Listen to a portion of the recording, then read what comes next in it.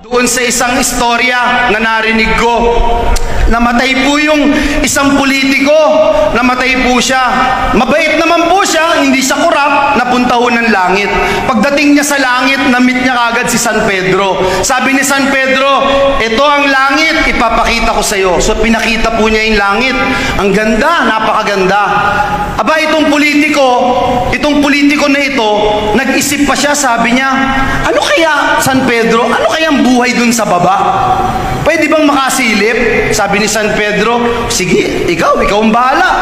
Sasamahan kita sa baba, pero hindi ako papasok dyan, ikaw lang ang sisilip. So, pinayagan po siyang pumunta doon sa baba, sa impyerno. Pagpunta po niya doon sa impyerno, parang golf course. Aba, sabi niya, ang ganda pala dito. Pagkita niya doon sa golf course, merong clubhouse. Lahat ng klaseng masasarap na pagkain nandun. Tapos may mga nagpapayong pa na magagandang dilag sa kanya. Sabi niya, ito ba ang impyerno? Napakaganda. Pagsilip niya doon sa isa, napakagandang hotel. Sabi niya, silipin ko nga yung kwarto, malambot yung bed, merong jacuzzi, may Olympic-sized swimming pool. Sabi niya, ang ganda pala dito sa impyerno.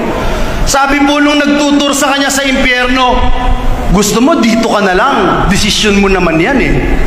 Aba, umakyat po ulit yung politiko na ito sa langit at sabi kay San Pedro, nagdesisyon na ako. Doon na lang ako sa baba. May mga barkada pa ako doon. Doon na lang ako. Sabi ni San Pedro, desisyon mo yan. So pinapunta po yung politiko doon sa impyerno. Aba, pagdating po niya sa impyerno, iba na itsura. Mga alon ng apoy, uod, bulate, napakabaho, masangsang na amoy. Sabi niya, anong nangyari dito sa impyerno? Sabi po nung tour guide, alam mo, politiko, alam mo, tapos na. Anong tapos na? Tapos na ang kampanya. Kaya dito ka na.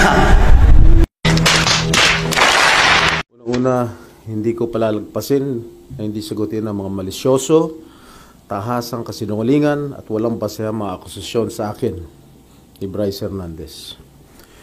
Hindi ako papayag na makaladkad ang aking pangalan sa mga pahayag na katang-isip at gawa-gawang salaysay.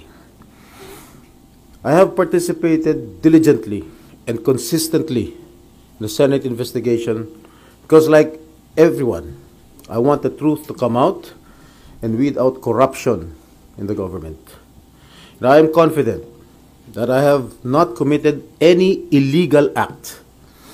If Mr. Hernandez truly stands by his allegations, I challenge him right now to take a lie detector test with me. Let us settle this once and for all and show the public who is telling the truth. Yun lang.